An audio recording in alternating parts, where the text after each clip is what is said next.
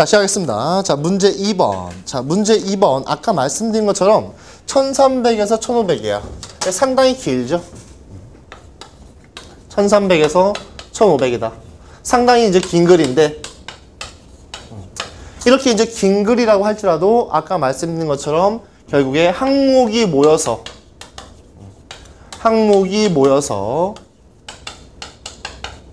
글이 되는 거기 때문에 우리는 어디에 집중해야 돼? 어디에 집중해야 돼? 항목에 집중하면은 된단 말이죠. 항목에 잘 집중하면은 다 풀어낼 수 있다. 오케이?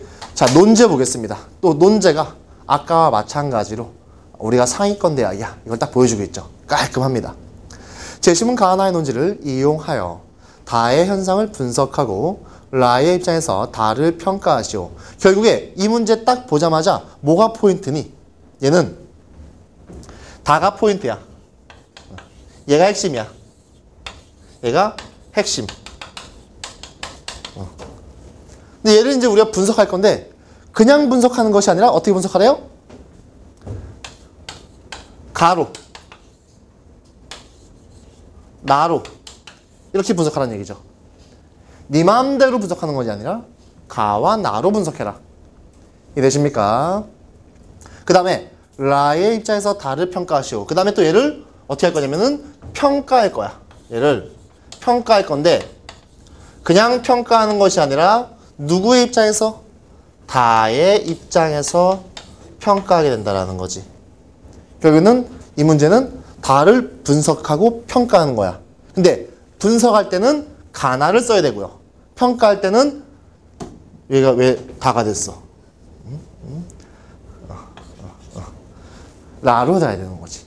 이해되십니까? 결국 다가 포인트다. 자, 그러면은 일단은 가부터 한번 읽어볼게요. 자, 토스타인 벨론의 유한계급론인데요. 글이 쉽고 재밌습니다. 타인의 존경을 얻고 유지하기 위해서 부나 권력을 그저 획득하는 것만으로 충분하지 않다. 부나 권력은 타인에게 증거로서 들어가는 한에서 존경이 부여되기 때문이다. 왜? 무슨 얘기냐? 내가 이만큼 권력이 있어. 이것이 중요한 것이 아니라 내가 이만큼 권력이 있는 것을 네가 인정해줘야 돼. 그죠? 내가 이만큼 부가 있어. 이것이 중요한 것이 아니라 내가 이만큼 부가 있는 것을 네가 인정해줘야 돼. 그러니까 엄마들이 뭐 하는 거야? 명품백 들고 다니는 거야. 그죠? 내가 이런 백을 들 만큼 부자야. 이거 과시하는 거잖아. 그지? 그러니까 아빠들이 뭐 하는 거야?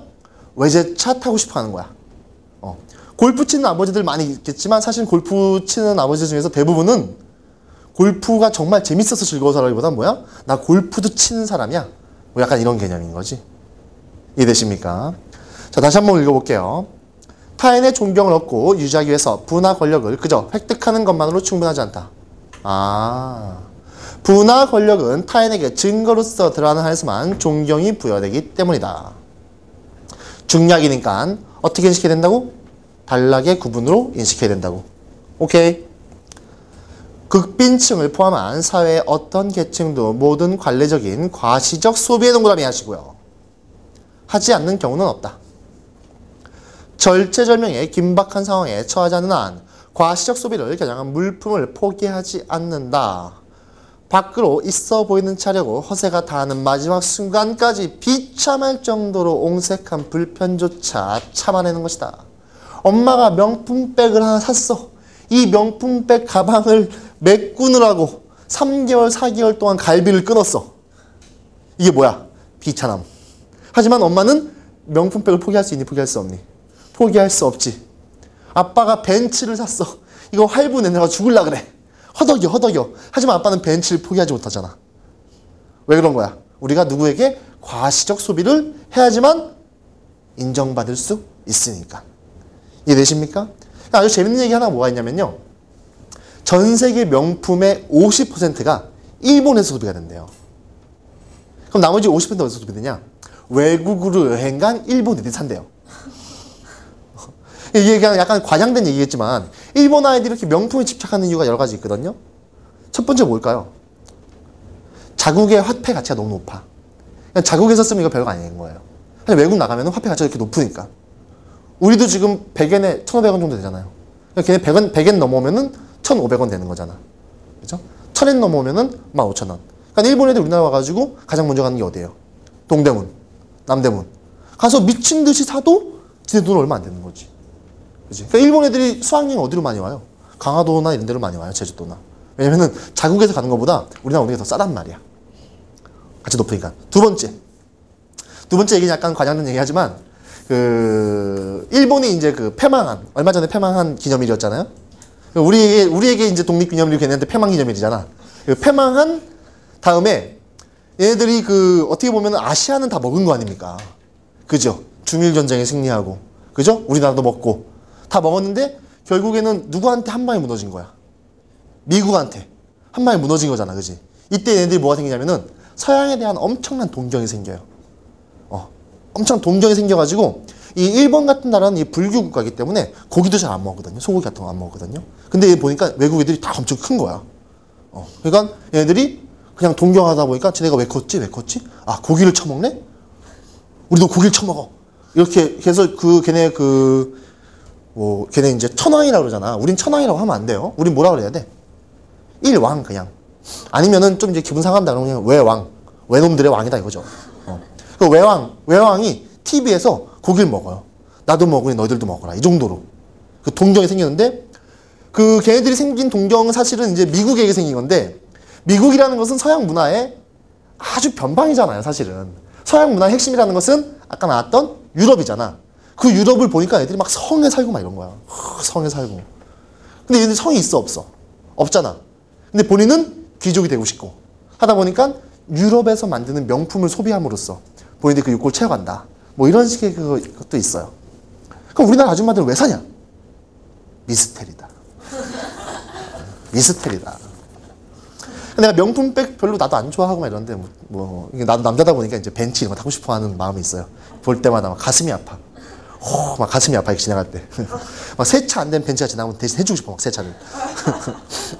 근데 이 명품백 같은 거 이렇게 들고 다니는 이 백이 하나에 막 비싼 거 막 400만, 500만원씩 하더라고요.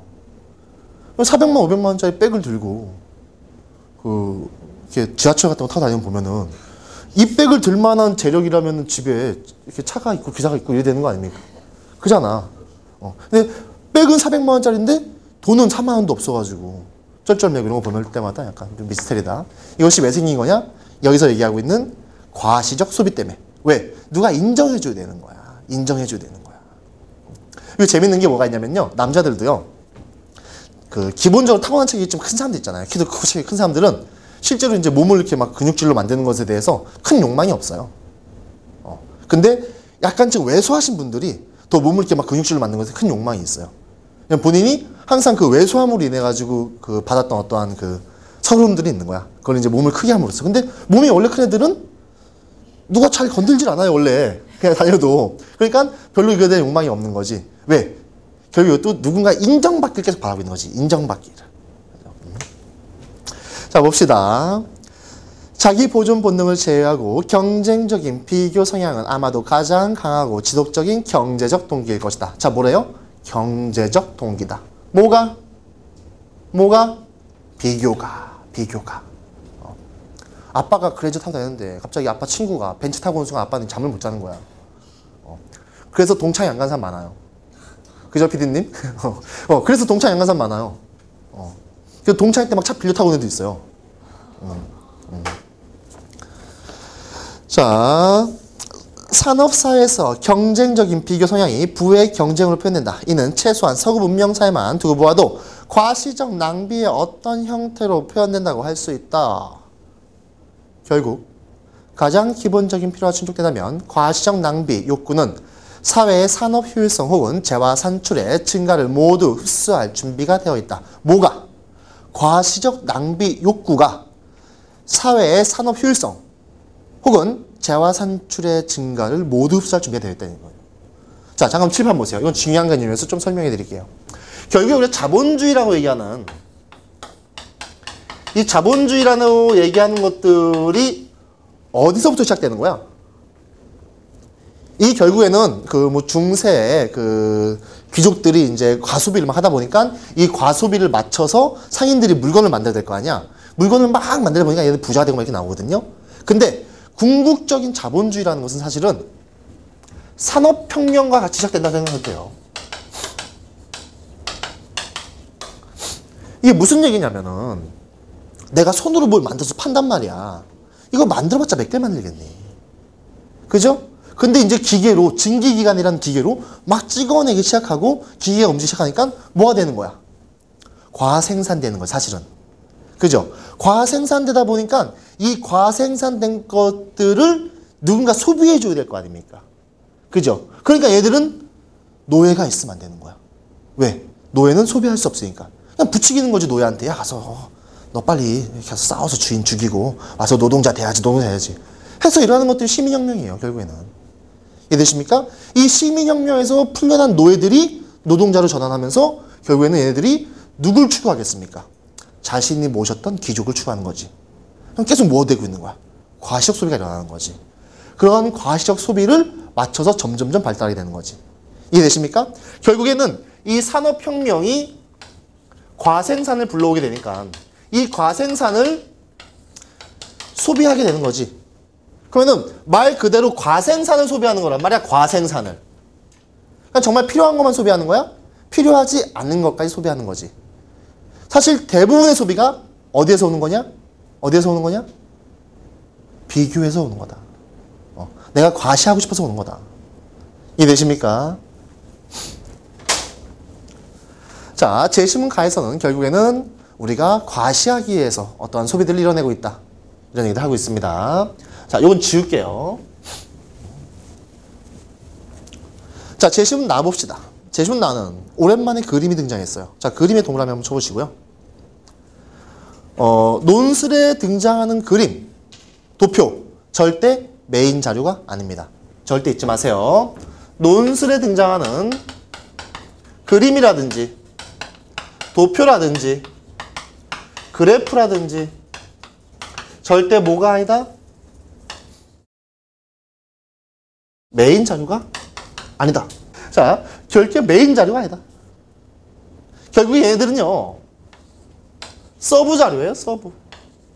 서브 자료이기 때문에 뭐에 의해서 해석되는 거야.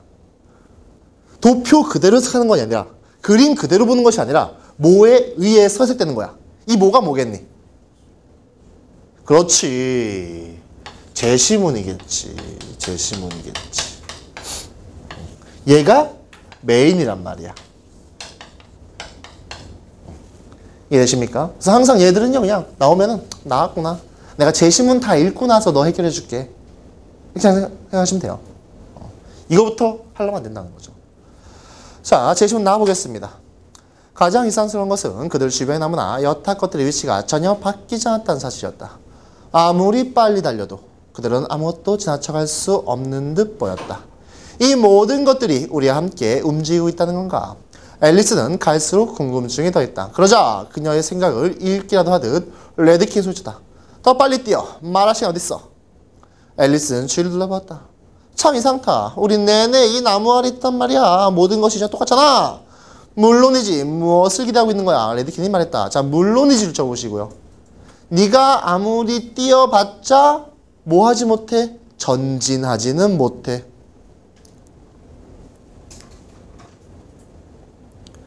그지? 근데 이걸 어떻게 설명하고 있습니까? 물론이지. 물론이지. 물론이지. 무엇을 기대하고 있는 거야? 레드킨이 말했다. 그렇지만 내가 사는 나라에서 여전히 숨가빠하면서 앨리스가 말했다. 우리처럼 만일 누가 그렇게 한참 빨리 달렸다면 보통은 다른 어딘가로 가게 돼 있는데 느려 빠진 나라로구나. 레드킨이 말했다. 자, 이제 내가 보듯이 여기서 단지 같은 자리에 머물기 위해서 너는 온 힘을 다해 달려야 돼. 줄쳐보시고요. 같은 자리에 머물기 위해서 너는 온 힘을 다해 달려야 돼. 다시 말하면은 내가 달리지 않으면 어떻게 되는 겁니까? 뒤처지는 거지, 그지? 그러니까 내가 열심히 달려가는 이유가 뭐야? 지금을 유지하기 위해서. 이게 되게 슬픈 일이에요. 뭐가 똑같냐면은 우리 이렇게 휘트니스 센터 가면은 트레이드밀 뛰잖아요, 그죠? 아무리 뛰어도 그 자리인 거잖아, 그지? 근데 잠깐 가만히 있으면 어떻게 돼? 넘어지게 돼, 한 뒤로. 그런 상황인 거지. 여러분들 부모님이, 아버지, 어머니가 지금 그렇게 인생을 살아가고 계신 거죠. 얼마나 힘들겠어. 한순간도 뛰지 않으면 안 되는데. 그죠? 자, 그래서 제심은 지금 가를 보시게 되면은 인간은 소비를 하는데 이 소비를 왜 하냐? 결국에는 과시하기 위해서 한다.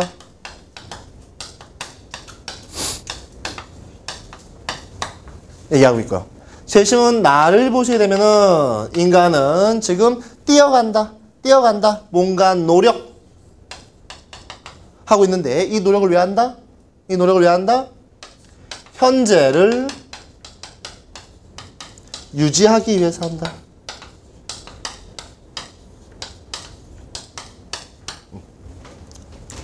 둘 다 상당히 슬픈 얘기죠. 네가 소비하는 이유는 과시하기 위해서. 네가 노력하는 이유는 현재를 유지하기 위해서 한다라는 거죠. 약간 슬픈 얘기죠. 이러다 보니까 어떻게 보면 요즘에 공무원이라는 직업이 점점 각광받는 것 같아요. 공무원 되는 순간 이렇게 그 약간 편안함이 있잖아요, 그죠? 내가 잘리지 않는다는 어떤, 그죠? 이런 측면에서 가장 안 좋은 직업이 뭐냐면은 학원 강사라는 직업이에요. 학원 강사들 대부분 단명합니다. 60대면 죽어요.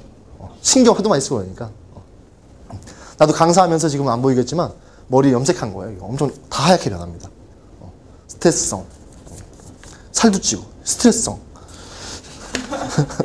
닭을 먹어서 그런 게 아니라 스트레스성으로 살이 찐 거죠. 자, 그래서 재심은 가는 이렇게, 나는 이렇게 얘기하고 있습니다. 자, 이것들을 가지고서 다를 분석해야 됩니다. 자, 분석의 동그라미 한번 쳐보시고요. 이 분석이란 말이 무엇이냐? 이 분이 나눌 분자잖아. 그래서 나누어 해석한다. 다시 말하면 뭐야? 세부적으로, 구체적으로 해석해야지만 좋은 글을 쓸 수 있습니다. 재심은 다 보겠습니다. 귀족 제도가 지배하는 사회에서 부유층이 그들의 풍요함에 익숙하듯이 일반 평민들도 자신들의 가난에 익숙해진다. 부유층은 물질적 안락을 별 노력 없이 누리기 때문에 그것에 크게 집착하지 않으며 평민들도 자신들의 물질적 불편에 대해 크게 개의찬다. 왜냐하면 그런 안락은 막상 얻을 방도가 없거니와 애초에 그럴 것을 바랄 만큼 충분히 알지도 못하기 때문이다. 자, 중략 표시 있죠? 자, 지금 다를 정리해보면은 일단은 계급제도가 있을 때는 뭐가 불가능해? 비교가 불가능해. 그러니까 뭐가 없어? 과도한 욕망도 없기 마련인 거죠. 그러니까 여러분들은 지금 잘 이해되지 않겠지만 우리가 조선시대에 태어났다. 그래서 여자는 공부 못하는 거고 남자만 공부하는 거라고 생각했을 때 그 당시에 그러한 사회적 분위기 속에서 왜 여자는 공부 못하지? 라고 얘기하는 것 자체가 상당히 쉽지 않다라는 거지. 그죠? 우리 왜 그 누구 난이죠? 그 어떤 노비가 일으킨 난에 보면은 왕후장상의 시가 따로 있는가? 이거 누구죠? 아, 학교 안 다녔습니까? 이거 누구죠? 갑자기 이런 생각 안 나네? 하여튼 이 노비 새끼가 왕후장상의 시가 따로 있는가? 라는 얘기가 지금 생각해보면은 이 왕후장상이라는 것이 이제 왕과 그 밑에 이제 고관 대직을 얘기하는 거잖아. 이 얘기가 지금은 당연한 거지만 당시로서는 사실은 아주 당연하지 않다라는 거지. 그 이야기 자체가 상당히 센세이셔널한 거죠, 사실은. 그죠? 그러나 세모 치시고요. 여러분들이 항상 그 제시문에서 가장 조심해야 될 게 그러나예요. 그러나. 왜냐면은 그 A 밭 B 보면은 여기에 포인트가 있다라는 것은 누구나 알고 있는 거잖아. 그지? 키는 작으나 돈이 많아. 뭐가 포인트야? 돈이 많은 게 포인트지. 돈은 많으나 키가 작아. 키가 작은 게 포인트란 말이야. 돈이 많으나 대머리야. 대머리가 포인트란 말이야. 이해되십니까? 항상 여기에 포인트가 있는 건 아시거든요. 근데 제시문 읽을 때 이거 잘 넘어간단 말이야. 근데 제시문에서 이 구조만 정확하게 인식하셔도 독해가 간단해집니다. 그러나 신분적 위기질서가 모호해지고 특권이 철폐될 때 세습가산이 작게 나뉘고 교육과 자유가 사회 내에 퍼져갈 때 가난한 평민들은 안락을 열망하게 되고 부유층 것을 잃을까봐 노심초사한다. 결과적으로 수많은 중간소득계층이 형성되었다. 우리가 흔히 얘기하는 중산층이지. 이들은 물질적 안락의 맛을 알기에 필요한 만큼의 부를 누리고 있지만 그렇다고 그것에 만족할 만큼 충분히 갖고 있지 않다. 이들은 물질적 안락을 노력 없이 얻지 못하며 불안 없이 즐기지 못한다. 줄 쫙 치시고요. 물질적 안락을 노력 없이 얻지 못하며 그죠? 불안 없이 즐기지 못한다. 이 과시욕 소비라는 건요, 사실 끝도 없거든요. 왜냐면은, 우리나라에서 최고 부자면 이건희 씨 많이 얘기하잖아요. 그죠? 근데 이건희 씨도 이제 빌 게이츠한테 좀 쫄릴 거 아니야. 그죠? 빌 게이츠가 뭐 이렇게 뭐 사면 이건희도 사고 싶을 거 아니야. 그 끝이 없겠죠, 이거. 그러니까 모든 과시욕 소비라는 것은 사실은 다 어디에 기인하고 있어? 불안에 기인하고 있는 거거든요. 이해되십니까? 나도 내가 집이 강남이 아니거든요. 여기 강남이잖아요. 그래서 강남에 처음에 왔을 때 보니까 외제차가 너무 많은 거야. 근데 꿈이 그냥 외제차였어요. 아, 외제차를 타고 싶다. 근데 이제 여기는 외제차가 하도 많으니까 뭐 벤츠나 BMW 조그만 거 이런 거 있잖아요. 뭐 520이라든지 300이라든지 이런 것들은 그렇게 좋은 차로 잘 취급이 안 되거든요. 그래서 이 동네에서 이제 나 외제차 좀 얘기하려면은 뭐 저기 벤틀리라든지 뭐 부가티 베이론이라든지 아니면 내가 가끔 보니까 뭐 람보르기니도 왔다 갔다 하더라고요. 뭐 이런 게 여기서 외제차인 거지. 그러면은 내가 처음에 가지고 있던 욕망보다는 더 욕망이 커졌을 거 아니야, 그지? 근데 예전에 그런 적이 한 번 있어요. 이렇게 학원 끝나고 가는데 롤스로이스 팬텀이라는 차가 있어요. 이게 대한민국 몇 대 없는 차거든요. 세워져 있더라고. 그래서 너무 신기하잖아. 그래서 내가 이렇게 보고 있었다. 네, 아저씨가 문을 이렇게 내려가지고 근데 아저씨가 좀 이렇게 좋으신 분이라서 민망하지 않게 젊은 사람이 차 구경하고 싶냐고 해서 나한테 한번 타보라고 막. 내가 됐다고. 어서 동정질이야. 됐다고. 내가 그냥 보고 있었다 했더니 자기가 막 얘기하는 거야. 자기도 젊어서 가난했는데 자기가 이렇게 성공해가지고 샀다고. 막 나한테 얘기하더라고, 갑자기. 그래서 내가, 됐다고. 그런 적이 있단 말이죠. 그러니까 이게 점점 이렇게 올라간단 말이지. 그분도 사실은 저기 뭐 탐 크루즈 이런 애들 보면은 이제 전세계가 있잖아요. 자기 비행기가 있잖아. 얘한테는 쫄리는 거 아니야. 모든 과시적 소비라는 것은 사실은 다 불안과 초조를 가져온단 말이지. 자, 출신대 볼게요. 물질적 안락은 노력 없이 얻지 못하며 불안과 초조. 이해되십니까? 자, 따라서 이들이 자꾸 달아나버리는 이 불안하고도 귀중한 즐거움을 쫓고 유지하는 데 끊임없이 달려있다. 자, 달아나버리려는 애 동그라미 치시고요. 재심은 나에서 앨리스가 아무리 뛰어봤자 주변이 바뀌지 않았잖아, 그지? 중략 19세기 초반 미국 사회에 나는 세계 최고 행복한 여건을 갖춘 가장 자유롭고도 잘 교육받은 시민들을 보게 된다. 그러나 이상하게도 그들의 미간에 어두운 그림자가 들어져 있다. 가장 자유롭고도 잘 교육받은 사람들이 항상 미간에 어둠이 있다는 얘기지. 왜 그럴까? 풍요로움 속에서도 그들은 잔뜩 심각하거나 슬픈 기색마저 띠고 있어. 어디에서도, 풍요로움 속에서도.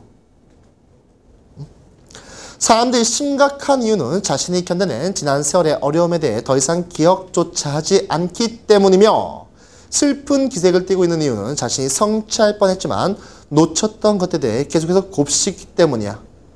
자, 내가 과거에 이만큼 힘들었던 거를 기억하지 못하니까 현재 뭐 할 수 없니? 만족할 수 없단 말이야. 이해되십니까?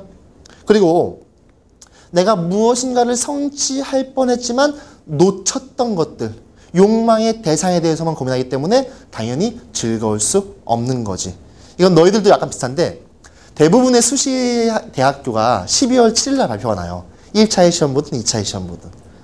예전에 뭐가 있었냐면요. 조건부 합격이 먼저 있었어요. 그래서 이제 논술을 가서 보고 오잖아요. 그러면은 한 일주일 있다가 합격이 먼저 날라와요. 그럼 이제 최저만 맞추면 되는 거야. 그럼 얘는 이제 수능이 끝나면은 본인이 붙은지 알지. 최저 딱 맞춰주면 붙은 거니까.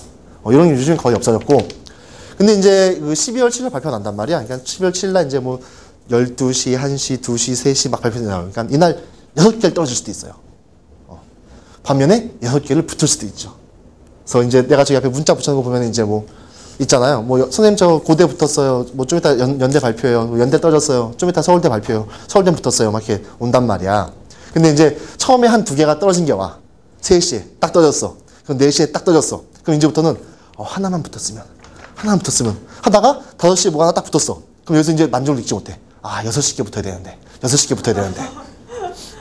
무슨 말인지 알겠습니까? 현실에 만족하지 못하면 결국 행복이 없다고. 자, 봅시다. 미국인들이 매우 열정적으로 자신의 번영을 위해 노력하면서 노력 동그라미 혹시 성공을 위한 지름길이 놓치지 않았을까 조바심 동그라미 시달리고 있다는 사실이 기이한 일이 아닐 수 없다. 노력하면서도 항상 조바심 느끼고 있다 이거지. 풍요 속에서도 여전히 안달한 수많은 행운아들의 광경을 목도하는 것이 놀라운 일이다. 줄쳐보시고요. 풍요 속에서도 여전히 안달하는 수많은 행운아들의 광경을 목도하는 것은 놀라운 일이다. 미국이란 나라는 전 세계 부의 미국이 최대 전성기 때는 25%까지. 지금은 좀 미국이 많이 죽었잖아요. 지금 한 18%, 17% 정도 점유하고 있거든요. 근데 인구가 3억이란 말이야. 근데 지구촌의 인구가 60억이잖아. 20분의 1의 인구로 얼마를 편취하고 있는 거야? 거의 한 18%를 편취하고 있는 거기 때문에 이건 엄청난 부예요, 사실은.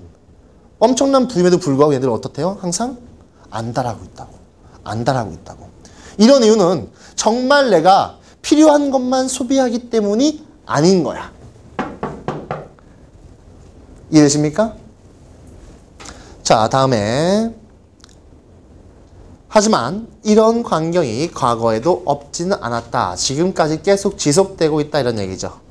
지금 새로운 것은 바로 한 사회 성원들 모두가 그런 광경을 연출하고 있다는 점. 자, 줄쳐보세요. 한 사회 성원들 모두가 결국에 이런 것이 어떤 개인의 문제가 아니라 무슨 문제라는 거야? 사회 전체의 문제라는 거지. 이해되십니까?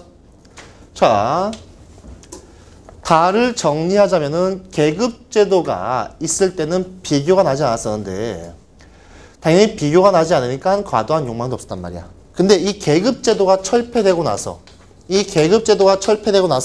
이제 우리는 어디 넘어가? 안락함을 욕망한다라는 거지. 그지? 근데 이 안락함이라는 것이 결국에는 다시 얘기하면은 결국에 비교거든요. 비교. 이러다 보니까 항상 불안하고 초조하고 다시 결국에 행복은 남의 나라 얘기라는 거지. 자, 지금 이 부분은요 아주 자주 나오는 거기 때문에 내용을 좀 알아두시는 게 좋아요. 우리가 안락하다라는 것 또는 편리하다라는 것 또는 풍요롭다라는 것은 어떤 정확한 기준이 있는 거야 없는 거야? 내가 100만 원 벌면 안락해? 1000만 원 벌면 안락해? 이게 기준이 없는 거잖아, 그지? 어떤 거야? 감정적인 거라고 결국에는. 그죠? 그러니까 내가 안락한지 안락하지 않은지는 너를 봐야지 알 수 있다고. 군대 생활이 왜 할 만하냐면요 점점 안락해지거든요. 2등병, 1병, 상병, 병장. 근데 그 병장의 생활이라는 것도 지금 나의 삶에 비교하면 전혀 안락하지 않아요. 6시에 일어나야 되고 10시에 자야 되고 근무 나가야 되고. 하지만 비교해서 내가 안락함을 느끼는 거잖아. 이해되십니까? 그러니까 이런 식의 모든 개념이라는 것은 비교해서 오는 거고 이 비교가 우리가 과도한 것들을 욕망하게 됨으로써 되는 거지. 이해되십니까? 그러니까 그런 욕망을 항상 충족시켜 줄 수 있을까 없을까? 없겠지. 그러니까 불안하고 초조하고 오케이? 자, 이제 제시문 라만 보면 되겠네요. 자, 제시문 라 보겠습니다. 이 제시문 라는 좀 어려워요. 이게 아리스토텔레스의 니코마코스 윤리학에서 나오는 글인데 일단은 아리스토텔레스란 단어 자체가 어렵잖아. 발음하기 어려워.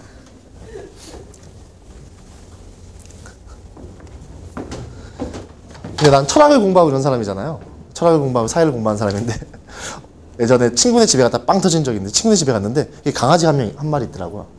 강아지한테 그 친구 어머니가 어이 플라톤 막 그래서 플라톤은 지금 서양 철학사에서 거대한 핵을 근 그 철학자인데 지금도 이제 서양 철학사를 나눌 때 플라톤주의와 반플라톤주의 이렇게 나누거든요. 근데 그 걔한테 어이 플라톤 이러니까 빵 터졌었는데 그런 면에서 이 아리스토텔레스가 약간 장점이 있어요. 아무도 걔를 아리스토텔레스 안 부르거든요. 부르기 힘드니까.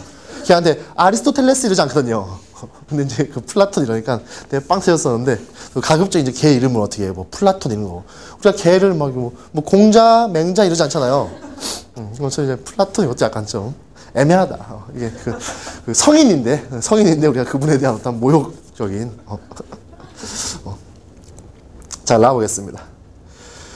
우리는 행복이 모든 조음들 가운데 가장 선택할 만한 것이라 보지만 조음들 가운데 하나로 볼 수 없다고 생각한다. 행복은 완전하고 자율적인 어떤 것으로서 행위를 통해서 성취할 수 있는 것들의 목표이다. 우리는 행복을 탁월성에 따른 영혼의 활동을 규정할 수 있다까지 끊어봅시다. 자, 이미 좀 어려워졌죠, 그죠? 자, 그래서 지금 플라톤 텔레스 아저씨가 행복을 얘기하는데요. 우리는 행복이 모든 좋음 가운데 가장 선택할 만한 것이라고 보지만 좋음들 가운데 하나로 볼 수는 없다. 다시 말하면은 행복은 이 좋음이라는 것들 중에서 하나가 아니다 이런 얘기예요. 왜 그러냐면은 행복은 완전하고 자족적인 어떤 것으로서 행위를 통해 성취할 수 있는 것들이 목표이다. 우리는 행복을 탁월성에 따른 영혼의 활동이라 규정할 수 있다 해서 이게 지금 그 철학적인 책이다 보니까 하나하나 설명이 되어 있는 것들이 아니죠. 그래서 이 얘기하는 행복이라는 건 뭐냐면요. 그 여러분들이 나 행복해라고 느끼잖아. 그지? 이 감정이 가장 궁극적인 감정인 거지. 그죠? 내가 좋은 대학에 가서 어떻게 할 거야? 뭐 좋은 회사 갈 거야. 좋은 회사 어떻게 할 거야? 뭐 돈 많이 벌 거야. 돈 많이 어떻게 할 거야? 어떻게 할 거야? 어떻게 할 거야? 이 궁극에 뭐가 있냐고. 행복이 있는 거란 말이지. 내가 지금 닭이 막 먹고 싶어. 닭을 막 먹어. 행복해. 그 뒤에 뭐가 있어? 없어? 없지. 행복이 끝이라고. 이해되십니까? 그러니까 좋음과 행복은 다르겠지. 내가 닭을 좋아할 수 있고, 그죠? 돈을 좋아할 수 있고, 뭐 이성 친구를 좋아할 수 있지. 이것이 행복은 아닌 거지. 그러니까 이 좋음의 가장 으뜸, 최상이 행복의 개념이 된다. 이해되십니까? 근데 이 행복이 탁월성에 따른 영혼의 활동이라고 얘기하는데 이 탁월성에 따른 영혼의 활동, 이게 좀 어려운 말인데 이 탁월하다라는 것은 남보다 뛰어남을 얘기하는 거지, 그지? 그러면은 이 우주 만물, 당시 이 우주 만물 해봤자 얼마 안 되는 거 아닙니까? 지구 안에서 이제 한정된, 뭐 아테나에 한정된 이 만물 중에서 뭐 개도 있고 소도 있고 말도 있고 양도 있고 뭐 저기 여러 가지 있을 텐데 이것 중에서 인간만이 할 수 있는 것이 인간의 탁월성이겠지. 이해되십니까? 인간만이 할 수 있는 것이 인간의 탁월성이겠지. 그게 뭐가 되겠어? 너만 할 수 있는 거. 니네 집 개는 못해. 너만 할 수 있어. 이것이 사유예요, 사유. 인간만이 할 수 있는 것이. 그냥 사유도 아니고 원래 반성적 사유라고 합니다. 반성적. 이 반성이라는 것은 내가 뭐 한 거에 대해서 이제 뉘우치는 거잖아. 오늘 아침에 엄마한테 소리 지르지 말걸. 엄마한테 짜증내지 말걸. 이런 생각하는 거잖아. 그지? 그러니까 우리 그 개 있잖아, 개. 개가 이렇게 있으면은 이렇게 먹을 걸 이렇게 줘. 그러면 걔가 먹잖아요. 근데 이제 줄랑말랑 계속 하잖아. 그럼 얘도 나중에 이렇게 하다가 나중에 에이씨 한단 말이야. 얘도 뭐는 하는 거야. 사연을 한단 말이야. 근데 얘도 반성은 안 해, 걔는. 걔가 어제 지졌단 말이야. 내일은 짓지 말아야지. 어제 괜히 지졌어. 뭐 이런 생각 하냔 말이야, 걔가. 내일은 주인을 물지 말아야지. 괜히 물었어. 이런 생각 안 한단 말이야. 다만 내일 안 물었다면 어제 맞아서. 물면 맞는구나. 그래서 안 무는 거지. 이건 반성하진 않잖아. 이해되십니까? 인간만이 할 수 있는 게 뭐냐? 반성적 사유다. 이렇게 얘기하는 겁니다. 이게. 이해되십니까? 그러면은 우리는 행복을 탁월성에 따른 영혼의 활동에 주장할 수 있다. 뭐야? 반성적 사유라고 얘기할 수 있다. 이 활동은 관조적인 활동이다. 자, 관조의 동그라미 쳐보시고요. 이 관조라는 말은요.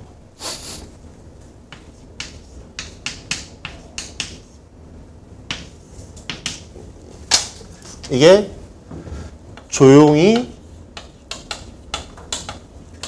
차분하게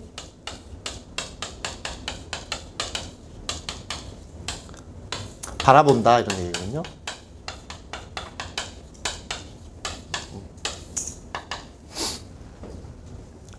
이 철학을 공부하다 보면은 동양 철학과 서양 철학이 결국에 이제 만나게 되는데 이 관조는 이제 불교에서 되게 중요시 여기는 거거든요. 그래서 우리 불교 가면 스님들이 뭐 합니까? 이렇게 참선하잖아요. 이것이 지금 뭐 하는 거냐면은 조용히 차분하게 나를 바라보고 세상을 바라보는.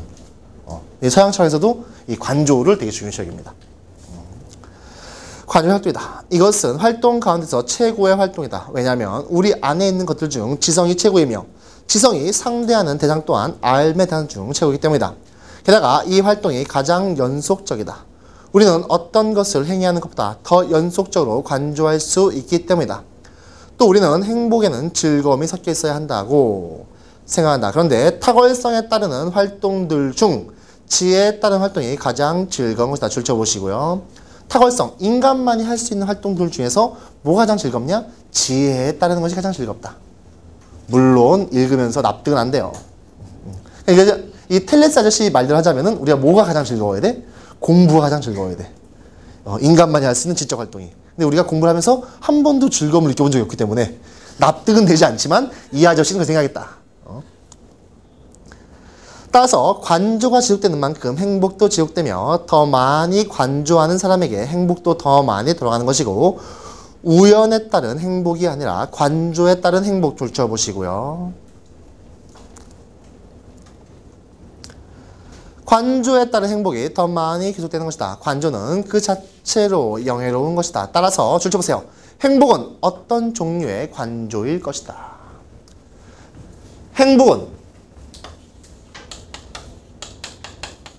어떤 종류의 관조다. 이 관조라는 표현을 정확하게 인식하고 이해하는 것이 사실은 철학적 내용이 쉽진 않습니다. 이건 아주 그냥 천천히 얘기한다면은 우리 왜 강 건너 불 구경한다 이런 말 있잖아요. 그죠? 이 강 건너 불 구경하는 것이 불이 났지만 난 강이 있으니까 난 안전한 거 아닙니까? 그죠? 나하고 상관 있는 건 상관없는 거야. 상관없는 거지. 그지? 그냥 나는 이렇게 구경하는 거잖아. 이 관조가 약간 그런 개념이에요. 이 모든 것에서 내가 벗어나가지고 그냥 이렇게 구경하게 되는 거야. 내가 어제까지는 친구가 들고 있는 루이비통 백을 너무나 들고 싶었단 말이야. 미쳐버리는 줄 알았어. 근데 내가 잠시 이 세상을 이렇게 등지고 나와서 관조하는 거지. 저거 들어서 뭐 하겠나. 이 관조란 말이지. 이해되십니까?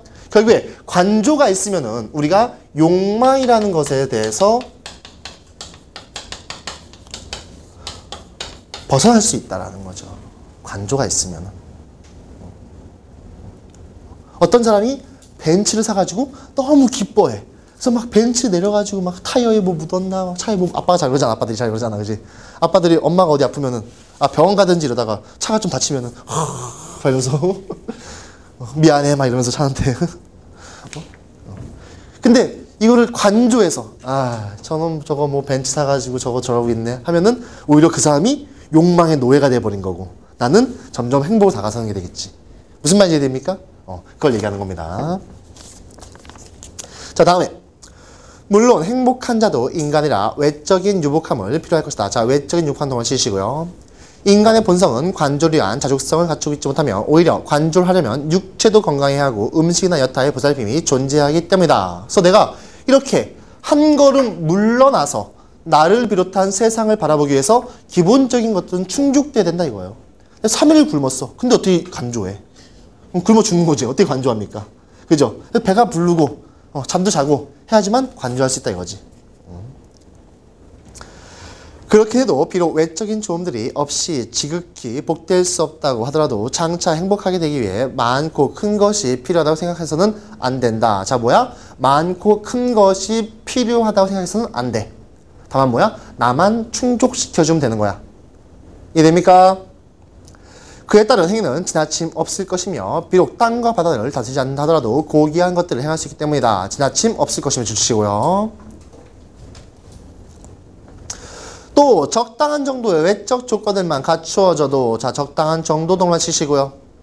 탁월성에 따라 행위할 수 있기 때문이다. 그 정도만 가지면 충분하다. 어느 정도만? 적당한 정도만.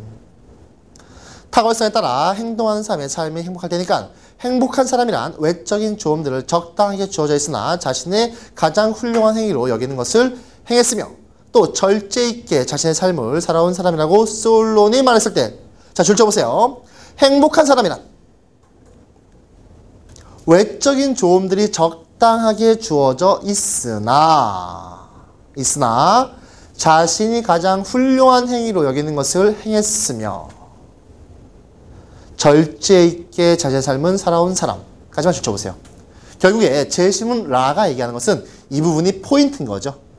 그죠? 우리가 외적인 것이 없이 살아갈 수는 없단 말이야. 하지만 그것들만 주어져 있다면 내가 가장 옳다고 또는 가장 좋다고 생각하는 것들을 해가는 것이 가장 행복한 거고 내가 남들과 다르게 인간이 할 수 있는 것이 결국에 사유이기 때문에 그 사유를 하는 것이 가장 행복하다. 얘기하는 거죠. 이해됩니까? 자, 아마도 그 행복한 사람의 모습을 잘 그려낸 것이 터이다. 사람은 외적 조건들을 적당히 가지고 있으면서도 여전히 행해야만 하는 일들을 행할 수 있기 때문이다. 외적 조건은 적당히만 있으면 된다 이런 얘기죠. 우리 가끔 TV 보다 보면은 원래 나는 그 중교가 천주교긴 한데 안 가요. 그리고 이제 궁극적으로 이제 무신론자에 가까운데 그 울지마 톤지라는 걸 보고서 펑펑 울었네. 알죠? 이태석 신부님인가? 그 신부님이 그 수단이란 나라 맞죠? 수단에 가가지고 봉사하는데 정말로 정말 살신성인이잖아. 근데 그분의 그 얼굴이 너무나 온화하고 행복해 보이잖아.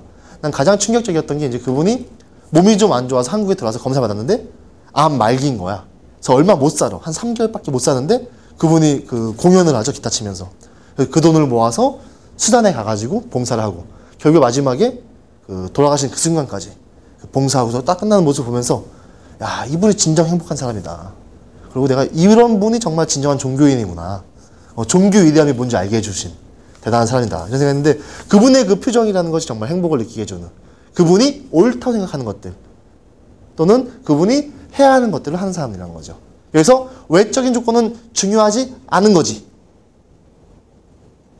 아니잖아. 뭐가 있어야 된다고요? 나를 충족할 만한 외적인 조건이 있어야 된다고. 그 신부님도 다 드시긴 드셨어요. 절식하실 건 아니잖아요. 이해되십니까? 그래서 내가 충족할 만큼의 외적 조건만 있으면은 결국에는 행복이라는 것은 정신적인 거다. 이런 얘기 하고 있는 거죠. 자, 논제 가볼게요. 자, 재심은 가와 나의 논지를 이용하여 다의 현상을 분석하고. 자, 재심은 가의 논지라는 것은 결국에 인간의 소비는 과시로서 일어난다. 이런 얘기 하고 있는 거고요. 그죠? 재심은 나의 논지라는 것은 우리가 노력하는 것은 현재를 유지하기 위함이다.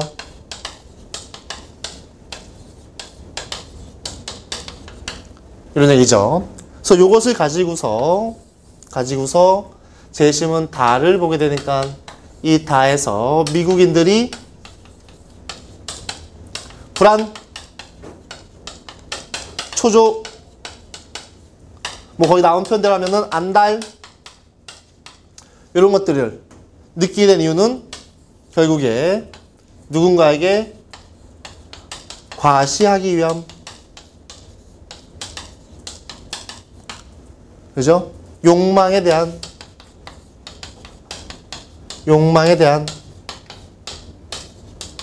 일종의 구속이 되고 있는 거죠.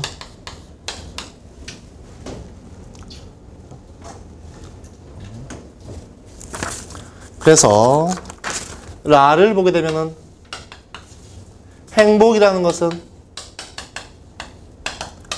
외적 조건이라는 것은 기본만 충족되게 된다라면은 결국에 뭐를 하는 사람이 그 훌륭한 행위를 여기는 것을 행하는 사람, 자신이 원하는 행위를 행하는 사람.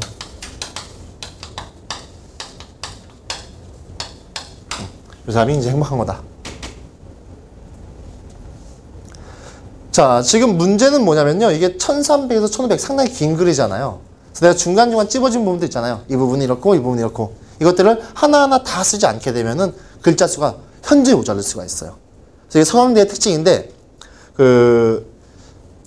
얼마 안 되는 것 같아요. 얼마 안 되는 것 같지만, 글을 쓰다 보면은 점점 좀 늘어나게 되는 것들이거든요. 그래서 반드시 우리가 구체적 연결을 해줘야 된다. 이런 얘기들을 오늘 포인트로 볼 수 있겠습니다. 자, 질문은 또 없겠죠? 질문. 왜 눈을 피해? 질문하라고 질문. 질문. 머리 어디서 잘랐어요? 괜찮아. 질문. 없으면 잠시 쉬었다가 이어서 하겠습니다.